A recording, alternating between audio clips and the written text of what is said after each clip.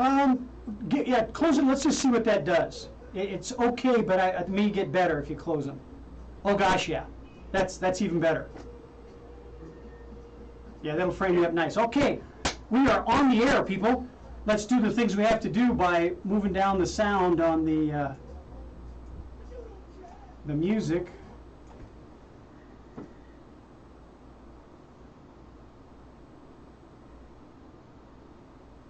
All right, we're all potted up. Welcome, everybody.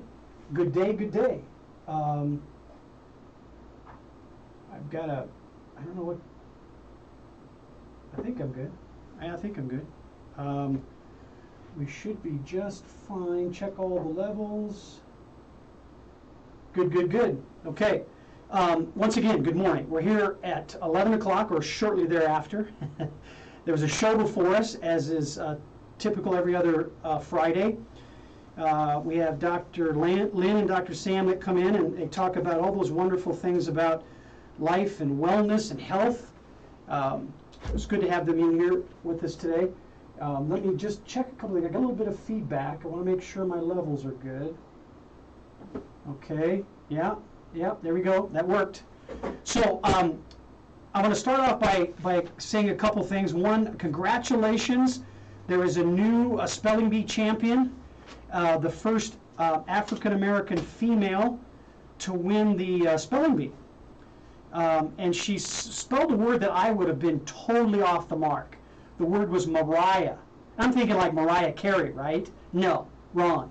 Totally not the right thing to look at. So we're going to talk to Mark Lowick, and I know how to spell that. That's good. That's easy for me to do.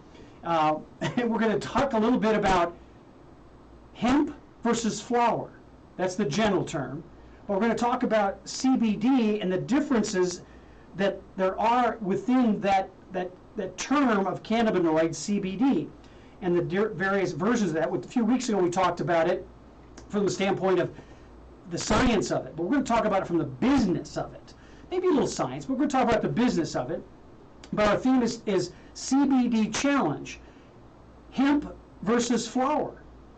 And in that topic, it's going to have a number of different layers to it that I don't think a lot of you may have really understood, because there's so much uncertainty legislatively, legally, from state to state. What does that mean? But we're going to talk to Mark Lowick, the founder of Aviat Bioprocessing, located in wonderful Franklin, Kentucky. At some point in the future, it might even become a suburb of Bowling Green, but that could be a lot of population before that happens.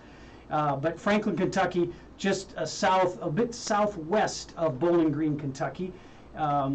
Everything's close in Kentucky. Every county is like a family connected to another family in Kentucky. We're going to talk to Mark Lowick, the founder of Aviat Bioprocessing, located in Franklin, Kentucky, about CBD and what it's like to be an entrepreneur in the state of Kentucky, manufacturing and distilling a cannabinoid from an industrial hemp plant, and how is that different from what's out there in those states that are legal? Because Kentucky does not have a legal footing yet as it relates to recreational or medical marijuana. But as we do here at 360 Performance every Friday at 11 Mountain Standard Time, we talk about performance challenges. What can you do? What should you do when you're challenged with the various aspects of your task? And in this case, it's a business task of being an entrepreneur. So, Mark Lowick, welcome to the show. I'm glad to have you here, bud. It's good to see your face in the screen there, technically. How are you doing in Kentucky? Yeah, thank you for having me. Well, yeah, it's a good day in Kentucky, so happy to join you on your podcast and be able to reach out to your followers together. Now, Mark, your brand is called Kentucky Honey. What does that mean to you, and what do you want it to mean to other people? Kentucky Honey. Well, what we wanted to do with the brand name, we know Kentucky is very relevant not only in the U.S. but around the world. People recognize Kentucky as a farming state. They recognize it for horse racing. They recognize it for obviously for bourbon. So in bringing the name Kentucky synonymous with basketball as well, we felt that being in the state and being able to promote the state in the way that we wanted to was a great lead into the name. Honey being a very natural product, a product that doesn't spoil. Honey is well known in Europe and in Central America. Everyone whose grandmother gave them a spoonful of honey when they weren't feeling good knows that honey is good for you when you're not feeling well. So we wanted to bring those two names together. Kentucky Honey basically stands for a quality product, and we wanted to introduce that into the market as that. Mark, I love that play on the Kentucky Honey phrase and branding as it relates to all the different things you say about Kentucky, because every one of those are things that draw me to Kentucky. And in fact, when I put it together kind of in a wordle, I think of agricultural, horses, bourbon, and basketball as the frame for Kentucky. But that being said, you know, you mentioned a spoonful of honey makes the medicine go down. And I'm wondering if Mary Poppins ever had a little bit of cannabis in her flights with her umbrella. You never, you know, who knows? Who knows, right? But you have taken a next step in your development as a business person, business professional, in that you went from a real solid, grounded manufacturer expert. Not that you're not that still, but in a whole different industry. I mean, you flipped over the coin, and not in a state that was going to be consistent necessarily, or even predictable in how they were going to address your business and what it means to the economy of Kentucky. You're distilling a cannabinoid out of industrial hemp, and is that legal? It is, you know, legal in the sense I have a processing license, so it says I'm legal. But yeah, they did pay us a visit a few weeks ago and wanted to know what we were doing and making sure that there wasn't any cannabis in the building, and we were processing the flower legally. So to answer it technically, I'm legit. Yeah. And that being said, legit in the state of Kentucky means that industrial hemp is not a illegal commodity. Whereas if you had the cannabis flowering female plant, that's not a recognized legal biomass compared to industrial hemp. Right. Effectively, with the farm bill that was passed, you know, Kentucky. You know, farmers can apply and propose acreage where they want to grow.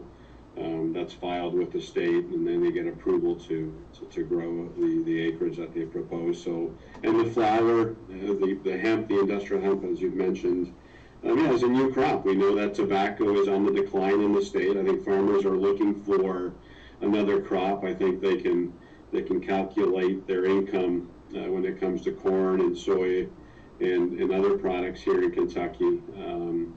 And I think this allows them to sort of broaden their portfolio, I guess, and reach into a market that's growing in here in the U.S., in Mexico and Central America. So Kentucky is a farming state. It's known for being not only a good genetics, I would say, but also the experience in the farmers. And coming from the tobacco, you know, it kind of grows like tobacco. You can harvest it like tobacco, dry it like tobacco. So the expertise is here to be able to have a success in the hemp industry. Now, Mark, before you even really officially got started in business, the history of industrial hemp growth, cultivation, and harvesting was a bit tainted because some people rushed to get into the market quickly and without a sense of quality or even gamesmanship and professional business modeling. How did that affect your start with that attitude and story before you even got in? Well, I think what we did is we kind of looked at what was happening in the marketplace and sort of that gold rush that everybody ran to. Farmers were over-promised, kind of that market took off. There was a lot of capital expenditure and a lot of equipment, brick and mortar, and it all kind of was in an unstable climate. Anytime you have a new industry in its infancy, you're going to have people over-delivering and underperforming, and that led to basically the collapse. You had too much acreage, you had processors that weren't legit, you had a market that was unstable in a market in its infancy stages, and that's what you get. So I think our approach was, let's learn from the mistakes. Maybe we can be the second wave to do it right. Maybe we can be the second wave to help promote a product that has people believing it. Maybe we can be that second wave to have a production facility that's real, and then that farmers believe in it, and farmers that want to grow and do business. So we've taken that approach.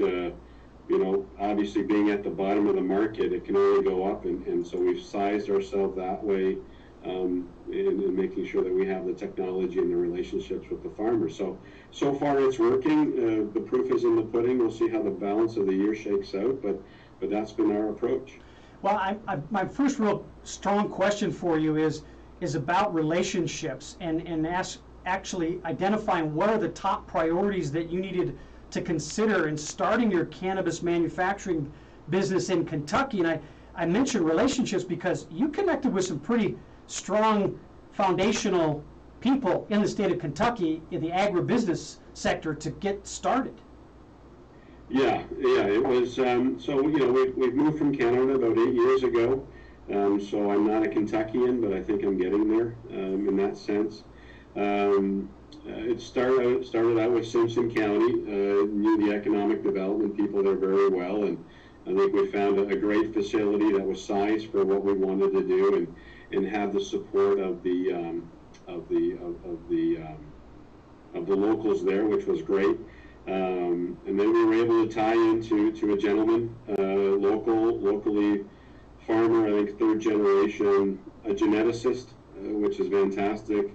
Taught at the University of Western here in Bowling Green, known to the government in Frankfurt, local officials as well, and then tied into a chemist to be able to help us locally as well. In northern Kentucky, hired a bioscientist that graduated from the University of Kentucky. So we were able to really put a great team together of minds that were specific to their area of expertise that I needed. Needed a chief science officer, a geneticist, a chemist, a bioscientist, and then bring those minds to be able to create what we think is a wonderful product. So it sounds like that what you've said is that community is important. The location of where you placed your place of operation was important. The quality of the resources, the biomass, if you will, that grower, the geneticist, the chemist, that knowledge base really supported delivering a quality product. Yeah, as you mentioned, those foundational elements, and really without those, we wouldn't be able to be successful. And it started, with the flower, as you mentioned before. Yep. We wanted a certain flower. We were able to trust the farmers. We knew that the core group of 8 that we had through our geneticist was going to be good. So when we were able to test that, get the COAs, and then bring it into our facility, and then through the process, we were hoping to get a wonderful product, and I think it's actually exceeded expectations where we are. I think from a genetics point of view, it's exceeded expectations. From a distillate point of view, we're hitting numbers that we were only hoping to hit, and we are hitting and exceeding. So, our batting average to what we wanted to achieve so far has been excellent. So it sounds like, Mark, you've gotten some feedback from people about the quality of the product in these early stages of, sampling people, getting assessments from other chemists. But with all that wonderful stuff, that shiny, glowing star, it's not perfect. What have been some of the obstacles in your first year that you've had to face? Yeah, I think when coming from my background, you can get instant results. But through COVID and the supply chain that we're in, things have just taken longer. We've had that polar vortex that hit Texas, and equipment got stuck down there, and our equipment coming from Canada, we haven't had those guys come down to be able to expedite installation of the lab. That's taken a little bit longer. Parts are longer to get. It's just every time you think you have traction, something happens because of the environment we're all in this COVID atmosphere that we have. So that it has been a challenge. It's just taken a little bit longer to get the plane off the ground, but I think we're ready. I think finally we're at the stage where we're fine-tuning everything, and in fact we're upgrading a few things already. So in the early onset, you were a purist from the standpoint of being a distillery of the CBD out of a biomass that was industrial hemp. And that being said, the pandemic kind of slowed things down for you to be able to sell that distillate to finished product people, finished goods people, the people that made the brownies and the cookies and the oils and the vape cartridges and what have you. So you have added retail products to your distillate mix. What have been some of those products that are coming out of that distillation for you? Yeah, the feedback we got, so what we wanted to do, we introduced a friends and family program. We made about 100 boxes of our Kentucky honey cream, which was a 1,500 milligram cream, and we made a Kentucky honey oil, a tincture. And we gave it to friends and family, and it's been great. We've had some great feedback on the cream with regards to inflammation, with regards to any kind of a pain, even some burn, the small burns that we've had, and the oil has been great for sleeping, or for calmness or tension relief. So what the comment we get, which is the most gratifying, is hey, this really works. I think people have tried different CBD products, depending on the price point, whatever it could be. But we wanted to better put our best foot forward, and we have, and we've got some great results. So we're happy with that, and in fact, people are now, hey, I'm out, when can I get it on the website? And we're launching that in a few weeks. So Mark, e-commerce is coming. We'll talk about the website and how people can get in touch with you in a second. But one of the things that you pointed out was that people are saying this works. Yeah. And you mentioned some of the things it works on, the inflammation, whether it's cramping, a bruise, heck, even a mosquito bite is an inflammation. And I know that it works on things like that. And then there's the more intangible things, like helping you sleep better. And those are also things that the cannabinoid version of CBD, there's CBD that has THC in it, has similar benefits. What's different between a hemp-based CBD and a THC-based CBD? Because they all pretty much do the same stuff.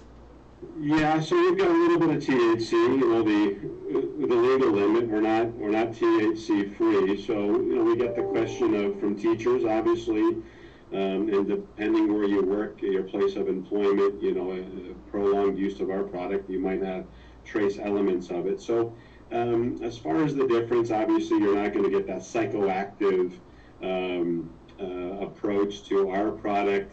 I tell customers that come over for a tour, each super sack's about 350 pounds. You can smoke the whole bag if you want, and nothing's going to happen to you. So a psychoactive element is removed with our product. we don't have it as it relates to the THC that you would get in other products. So Mark, without that being in your product, what difference do you have in your marketing approach than somebody who's making a product in Colorado who is registered recreational and medical? Well, for here in Kentucky, it's not. For me, it's not legal. I don't have the option. Right. So in Colorado, you have the option. Ours is a wellness. I want a holistic. I want to be able to read the ingredients. I want to have a natural healing process in my body. I want those endocannabinoids reacting in my body. That's what I want. So I think one thing through COVID is that people have had time to look at, what I'm ingesting. Is there something else than a medical pill that I need to take at a pharmacy, and can I do something to my body to heal naturally, and have a better effect, a better feeling effect than having a short-term chemical effect. So Mark, you're saying you can actually sell your finished products in Kentucky because it's not in that regulated recreational or medical listing of product. It's a hemp-based CBD source of the distillate, and so you can sell it online, right? You can sell it to all 50 states. That's correct, yeah. So, coming out of the lab, when you mentioned our distillate is hot. That's a common practice, so we can ship it within Kentucky. We cannot ship it out across state lines because now it has, as you've mentioned, too much THC, right? So we have a great relationship with our formulator to be able to go into the 15 to 16 different products that we're launching, and yeah, we can ship it to all 50 states, absolutely.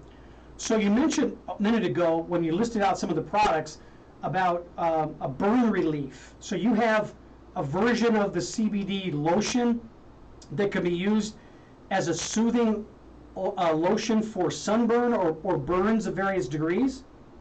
Yeah, so we've got an after sun gel and an after sun cream that we've tested down in Florida and in Mexico, and we're excited about it. So it has a very cool, soothing feeling to it. You can feel it on your skin. You can feel the coolness on your skin, and of course, CBD absorbs wonderfully into the system when it's applied topically. So we feel that we've got a product that a mother can definitely apply on their children who've been out in the sun too long, or golfers, or those people that have been cooped up in a long winter and want to go down to Mexico and get burned first day, right? So we feel we've got a great product. We've like I mentioned, done some testing in Florida and in Mexico, and it's gone really well. We also have an after burn relief cream, so that first degree burn, sort of a minor second degree burn, where we've got a lidocaine in it. The FDA can approve 5%. We've got 4.5% in there, as well as a good dose of CBD. I think we've got over 800 milligrams. So we formulated that, and that's a cream that can be applied, anything from burns in the household, from touching the oven to outside barbecue to getting too close to an outdoor fire, right? So we feel that, again, it's a great topical ointment with the FDA-approved lidocaine, and we feel that that's going to work as well. So Mark, when people are looking at their choices of cannabinoid-infused products, how do they know which ones are quality?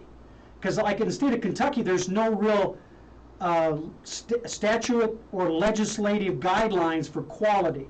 And I know that you use guidelines in regulated states as your benchmark for setting up your quality. But what do you recommend to consumers when they're looking at labels to justify and validate that the quality is there? One of the things we've done is there is a code on our label that leads to a certificate of analysis. And in that certificate of analysis, you can see the percentage of cannabinoids in there, and higher the percentage of cannabinoids, then that relates to a higher degree, a higher quality product, right? And we want to live in that area, you know, in a higher percentage, so that people can see what they're getting. If it's a lower percentage, then obviously the product is not as high quality. So we want to live as close in the 90s, 95 percentile as we can in that cannabinoid range, and you'll be able to, you know, put your phone on it, view the QR code, and see what's in there. And I want to emphasize to everybody Mark's comment about that percentage. That's a good benchmark for most of you. Anything above 90 is a good benchmark. If you don't see it, that's a big question mark. Right. If you don't see those percentages, or even an indication that you can get to a COA, a certificate of analysis, be suspect.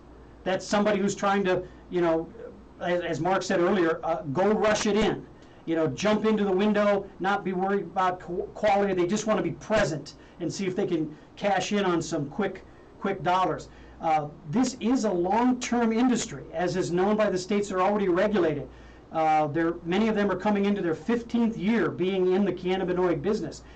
But even with that being said, that's relatively young as a business. So there's lots of opportunity out there. So what are the opportunities, not only for yourself as a business in Kentucky, Mark, but what are the opportunities for the state of Kentucky and states like Kentucky who are still yet to make the decisions about legislatively legalizing all levels of cannabinoid product source? What's the opportunity? Well, I think in Kentucky, you know, when you look at the states that touch Kentucky, we've already got a few neighbors that have legalized recreational cannabis, right? So I think, you know, if you know we've got Kentucky that has a bill out there that would, you know, pave the way for medical cannabis. You know, I think it would have been passed perhaps had it not been for COVID. You know, I think everyone's focus changed. I think for us overall in the CBD world, it would be nice for the FDA to make a ruling as well, but understanding that COVID came and slowed it down.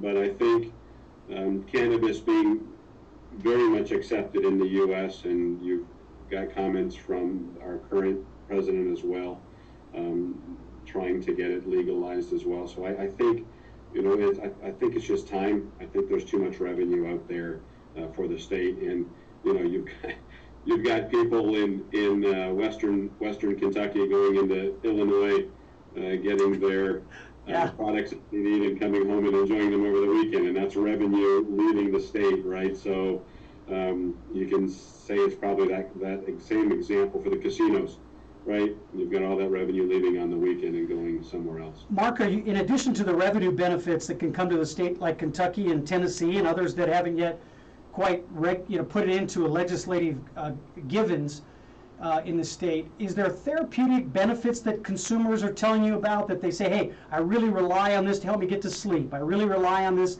to calm me down in stressful situations. Are those real? From that Friends and Family program, it is, right? So, and that's what's kind of driving us to be able to now, you know, put our products online is because of that. So we've done some tweaking in formulas, but we've got everything from people using it for fibromyalgia. We've got some people using it for Crohn's. We've got some people using it for their children with severe ADD. We've got epileptic seizures. You know, we've got a mother using it. We've got a 6,000 milligram product that they're using, and the seizures are less frequent, but definitely less violent as well. So everything from sleeping to you know, post-surgery scars, you know, putting a little bit of oil on it. I think, you know, I think what we wanted to do is make a product that works, and what we're hearing is that, you know, we haven't had any negative.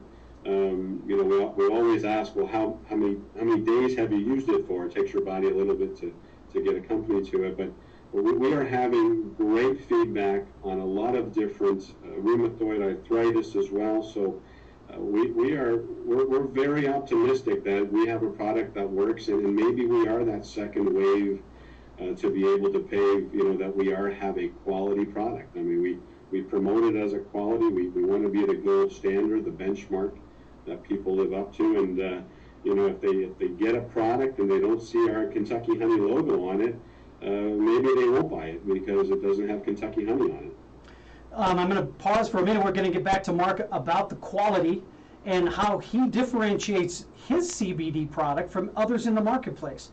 But until then, let me ask you to remember about KUHS Denver streaming 24/7, people, 7 days a week, both music and wonderful talent like 360 Performance. Is that self-ingratiating? Did I do that well enough? Was that subtle enough? We're just really damn good here. That's all there is. That's the bottom line. We're just really good.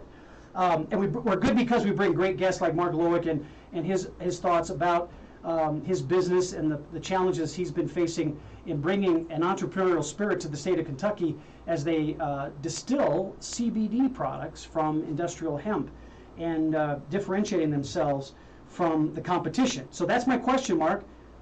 Why are you different? How are you different? Why should I buy Kentucky Honey versus anything else? Well, one of the things that we always point to is the math, right? I mean, I'm happy to benchmark against any product, and when you look at what we put in, or how much CBD we put into our products, and that's where we get the comment of this really works. But if you go right back to the genetics, we work very hard with our geneticists to, we're not just randomly planting seeds and hoping it works. We have a process where we go through the genetics. We know which flower we want and the genetics that we want. We know which farmers now. We've got a great group, like I mentioned, 8 to 10 that want to grow. They trust the genetics that we provide them to be able to grow. We only plant when the time is right, when the root system is at a certain length. We visit the farmer, we support the farmer, what ingredients are needed in the soil at what time and how much. We work with the farmer on when to harvest the flower, so we know what we're getting. We're testing while it's growing. We test it when it comes into the building.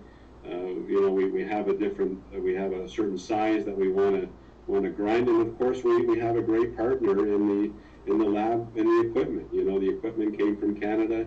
Obviously cannabis first in Canada and then industrial hemp. So we feel that all the steps along the way lead to a quality product, and the math supports that. Our testing supports that our quality and the numbers we're getting are not seen in the marketplace. Our gummy manufacturer hasn't seen this type of a distillate.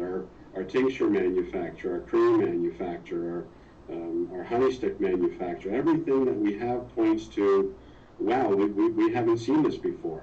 And some of the customers that we're working with on the cream side, had to take our product and get it tested in other states just to make sure, a double check that they were seeing or receiving what they were seeing in quality. So I think the proof is in the pudding. We'll let our customers do the talking for us. But we feel from the genetics to the quality of the distillate coming out of the lab, we feel we have a superior product, and the math proves that. Well, with that being said, here's a perfect time for you to share, Mark, with our audience. What is the website, and where should they go on the website to really take advantage of looking at and validating everything you've said about the quality of Kentucky honey? Yeah, our website, is live. Will be live probably early next week. So it's Aviette Bioprocessing. In there will be a Kentucky Honey tab. You will be able then to see and view all of our products. We'll have some testimonials on there. You'll be able to see some videos and some of the products that we have as well.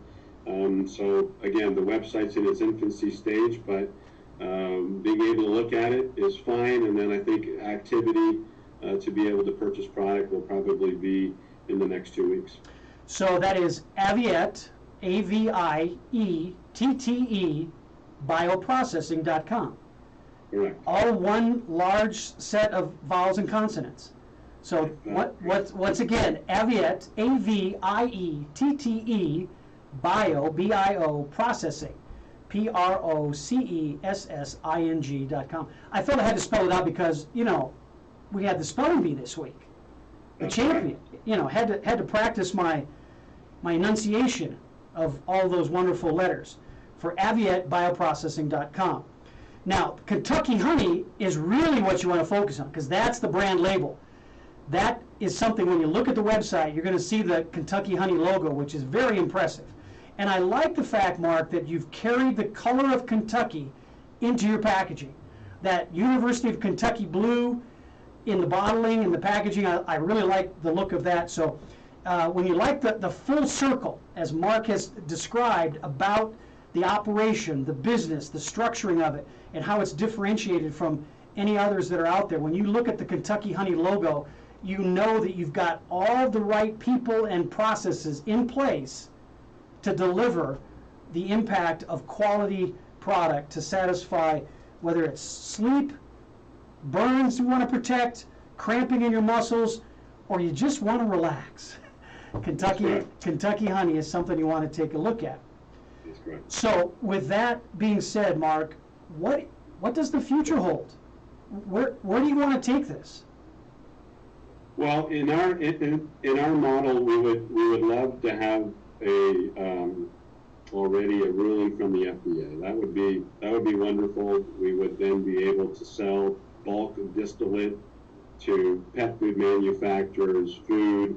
Right, we've already seen it in other countries where the CBD is already in the food chain. You know, we don't have that here yet, but hopefully the FDA makes a ruling on, let's say, dosage, or put it under that, you know, a dietary supplement side or supplements of some kind. That would be wonderful. We have our website for retail. We are working with a distribution network to get it into the pharmacy system in Mexico. We've also got a distribution where we feel we have the hotel chains being able to use our After Sun products. So our future is making sure, first of all, that the quality is always there. So we know who we are. We don't want to change who we are. But I think being able to take our own products, put it in other products, or if people already are using a cream and they see our Kentucky honey logo on it, and they know it's infused with our distillate, then they feel it's a quality product. So Mark, you mentioned a couple of key words. Food chain was one. And when you said that, I thought about when I was a kid, what were some of the brands that represented those raw material resources that went into making my mom's cinnamon twist rolls every Saturday morning. And the first thing I thought about was flour. And then I thought, oh my God, hemp versus flour. That's our theme for today. Yeah. So when you talk about you being that chosen quality source of the flour, does that also mean you want to be the Pillsbury Doughboy of CBD? That's a great comment. I'll take it. Absolutely. Yeah, I'll take it. Yeah, if you can, we've got a water-soluble CBD product. So if you wanted to put it in your smoothie, if you wanted to bake cookies, or if you want to bake, bread or anything like that, it's a water-soluble product that that performs very well in the testing that we've done in cooking. So yes, I would take that moniker every time. Absolutely. So I'm just thinking out loud here, because Colorado is known for a lot of really wonderful starters, and one of those is Qdoba and Celestial Seasonings Tea Company. So I'm thinking, I get my favorite box of Earl Grey tea or black tea or whatever it is that from Celestial Seasons. I'm hoping I've got a little bit of a vial of tincture that comes with it, or maybe we're just going to make a grind right in there with the tea. Yeah, that would be wonderful. I think putting in that flour, I don't know how it would work, but I think that's a great idea. I mean, it's, putting Kentucky honey in your tea, I think would be a great idea. Yeah, I would just say maybe we've got a Kentucky honey tea coming sometime in the near future. That would be wonderful. I think we'll put it on the new product list and see if we can develop something. I've got my first test case in front of me. Yeah, I think so. Well, and with that being said, how do you maintain focus, Mark? There's so many things to distract anybody. And I know you're a fairly disciplined person. There's certain things and ways you need things done, but gosh sakes, there's running a business is about cash flow. It's about, you know, building the foundation of strength financially. How do you stay on task? Well, on the cash flow side, I've been able to raise some capital, so that was great. So we're not in debt or anything like that. So you know, that's positive. We are focusing on the product, right? We want to launch, you know, our first 15 products. We want to gain some traction, make our space in the market, have a following, being able to be recognized nationally. So I think the focus has always been, if the quality is there, then that will lead to a long-term success plan, right? So our facilities, we're going through our food permit this week with the state of Kentucky. We have our GMP audit in August, right? So our facility is second to none. Our laboratory is already food grade. So we feel that those foundational elements that we mentioned earlier will keep us on track for success. And as an entrepreneur, once you have those systems in place and keep those systems in place in check and follow up and make sure that doesn't break down, well, then that allows me to then promote the Kentucky Honey brand, knowing that everything behind me is solid, everything behind me is foundational, that we can grow on, and I can take that platform and then move it on to the branding side. So Mark, then with that being said, if I'm a baker in Illinois, and I want to get a hemp-based CBD product, and I want your quality of distillate, can you send me bulk distillate to me so I can put it in my baked goods? The bulk distillate, no, because it's crossing state line and it's hot, right? So we've got, you know, we can only move it within Kentucky. But what we would do is we would work with that manufacturer, you know, whether it's a certain type of oil or non-oiled product. Like I mentioned, we have a water-based product. We do emulsify it with Kentucky honey, right, to stabilize it, so it could be used in baking. So we could make a gallon, we could make 5 gallons, we could make 10 gallons, whatever tote that individual needed. If they were a production company in muffins and bread and wanted to infuse it with CBD, we would be able to provide them whatever quantity they wanted in a legal and sustainable sort of packaging that would have a shelf life that wouldn't need to be refrigerated. So there is a finished good that you could make that complies with legal standards to cross state lines in bulk form. That's correct. So whether it's a brownie, a cookie, or even a piece of chocolate, I could infuse it with Kentucky honey. That's correct. We would work with the recipe of, you know, they've got, you know, we'll call them cooking engineers, or we'll call them specialists when it comes to their recipe. We would work on sort of the consistency of that product. What do they need? You know, we can say, first of all, we'll start with the milligrams. It's a water-based product, a little bit more honey, a little bit less honey to stabilize it, and then be able to go from there. But yeah, we would basically customize a formula for that specific end use. So Mark, you're in the middle of it. You're in it every day. You're hearing about the chemistry. You're talking to your analyst. You've got it. It's in you. You're sweating it every day. But that doesn't mean everybody else understands it. Is there confusion about the guidelines and the rules from even people that are actively participating in cannabinoid marketing and sales? Yeah, I mean, it's you know, there's so much of a gray area in this market, and you know, we work very hard at making sure we understand the rules and we play by the rules. I think it was a few weeks ago the state of Kentucky came out and talked about Delta 8, right? You know, and I think people have kind of figured that out. You know, it maybe took a little bit longer, and you know, you just can't go to the gas station and pick up a gummy with Delta 8, and it's not that far off from our friends in the THC world. So that's come about, and I think people are understanding it more. They're seeing it more. I think they have family and friends that are using it. I think there is a discussion about it more often than not, I think, now, and so but there is still a lot of gray area, and I think I think the FDA could maybe clear up a lot of that if they chose to, but hopefully it comes up on the docket and they'll be able to do something. So you're saying that regulation at the federal level will help, but what about regulation at the state level before the Fed even takes action? Would state regulations help you at all?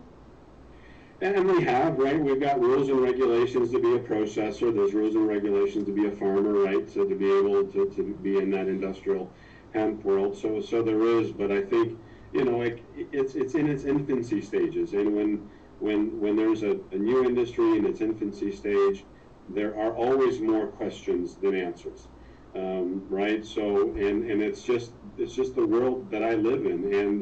And we've had some people that, have tried CBD, didn't work. Maybe they bought an inferior product. Maybe it didn't work for them. Maybe they didn't take it long enough, the wrong dosage. It is a new, and you mentioned it's a market that is growing.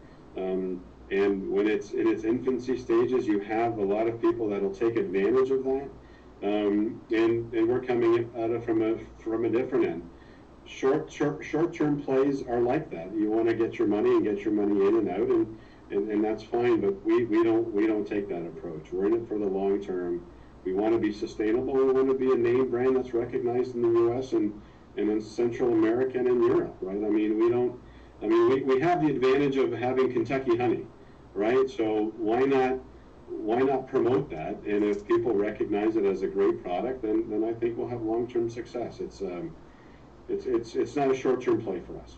Well, let's make another commercial poke at KUHSdenver.com and what we're doing here every Friday at 11 o'clock Mountain Standard Time, bringing great guests like Mark Loic from Aviat Bioprocessing to share with us what he's done in his effort to perform at his best in the particular area that he's working in, which is manufacturing a great quality CBD product using industrial hemp biomasses as his source of product, but at the same time knowing that we're streaming this globally here at KUHS, making sure that everybody that wants to pick up the signal around the world can listen to these wonderful topics, as well as be bracketed by some just kick-ass music.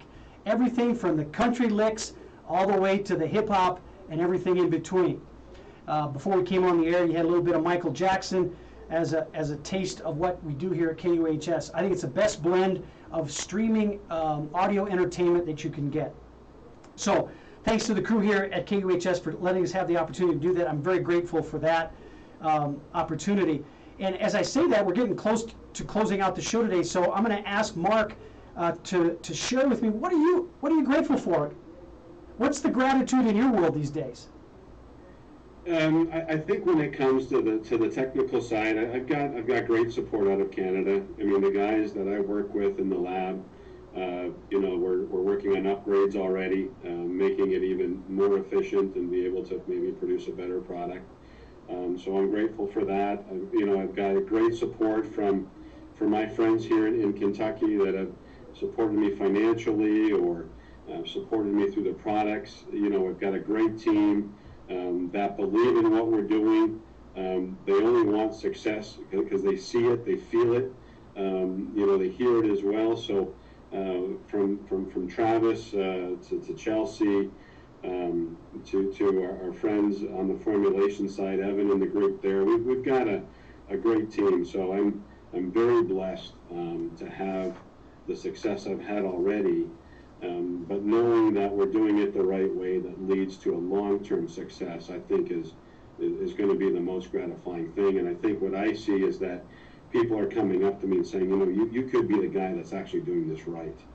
And that's coming from not only local officials, but we've had state officials inside as well. Our facility going, we haven't seen anything like this.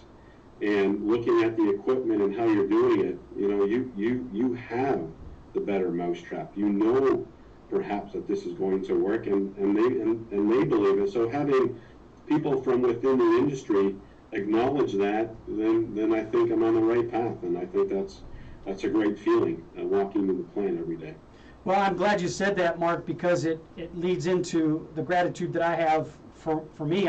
As you know, I recently, 4 or 5 months ago, I injured my shoulder. So if it weren't for the non-narcotic choices I have for managing pain, I would be in a worse haze than I already am. and that's just validating what people think of me.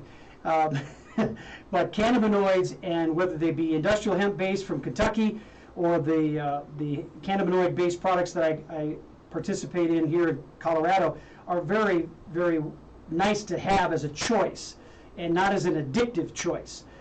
So I'm grateful for that, and also grateful for the opportunity to work with high-performance athletes and executives that are constantly pushing the envelope to find a better way. You know, people like yourself, but as it relates to cannabinoids, I've got athletes across all sports that are constantly looking for ways that are the right thing to do, that don't enhance performance, but just help them manage the highs and lows of the sport or the activity. And regretfully, we've got an Olympic sprinter that got caught up in the rules that haven't been adjusted to adapt to what's going on in our world. And yet we have in other areas the CBD-based products that are industrial hemp-based, that have the less than 3% THC in it, that are being used as a surface rub, you know, an oil or a lotion, that are getting by with it. Regretfully, this young woman wasn't advised to not smoke it. Smoking, you don't know how much you're getting, and she got caught. So there's just, you know, there's some things we have to learn, and I'm glad you're here, Mark. I'm really glad that you're out there pushing the envelope of quality from a data. You mentioned the numbers justify the results. And if people pay attention to the COA on the label, please look at the products you. And if it's at a 7-Eleven, question it. Yeah. You know. It's saying it's good CBD at a gas station. No, that's just not a good thing to take a look at. So, Mark, I'm gonna ask you again the question I asked earlier about what are some other elements of what the future looks like for you? I know from a business standpoint, you've mentioned some great things, but what do you see the industry needing to do to really wrap their arms around a national, if not global, approach to a cannabinoid market? I think people are starting to realize a little bit more about their bodies. We all have this endocannabinoid system in us, and those receptors and how they react. So I think education, you know, there's nothing wrong with educating people and educating the buyer. You know, my best customer is an educated customer. They understand the endocannabinoid system they have, and the receptors, and how CBD works within their body, and the healing agents that it has, and and all of the things that we've talked about in the past hour. So that, for me, the education side and promoting it. I mean, let's read about what it can do. Let's not be afraid of it. It's not something that we should, be fearful of what it's going to do to me. It's how about with the fearful of not knowing what it can do to me, and not reaching for something in the pharmacy that we've always known, but let's perhaps reinvent the way we heal or treat ourselves. And I think what COVID has taught us is that we've spent a lot of time together and a lot of reading and reflection. And I think that's great, and reflection about making yourself heal and perhaps betterment from a holistic point of view, and educating ourselves in that framework, I think is the best thing we can do, and that will lead to people saying, hey, I'm going to try CBD for anxiety. I'm not going to go to the doctor and get my prescription, and I'm going to do something else. And why not try? You can always go to the doctor. That's not, but let's try something different first. Well said, Mark. And I'm gonna close with these remarks in echoing what you said, that wellness and a comprehensive look at wellness that makes you feel better and improves the quality of life, not diminishing it because it puts you in a state of disarray or fogginess or, gosh, I hope not an addiction. And that's not what this is about. It's about quality of life and finding alternatives through the knowledge, through the education that make you a well-informed consumer. Mark, stick with me after we close out the show. We'll talk off air a little bit about some stuff. But thank you, everybody, for joining us every Friday, 11 o'clock Mountain Standard Time, for KUHS's 360 Performance. I'm your host, Dr. Whiteman, or Coach, showing you the right way to get to a path that benefits you and only you. Have a great day today, everybody. Take care. Thanks, Lou.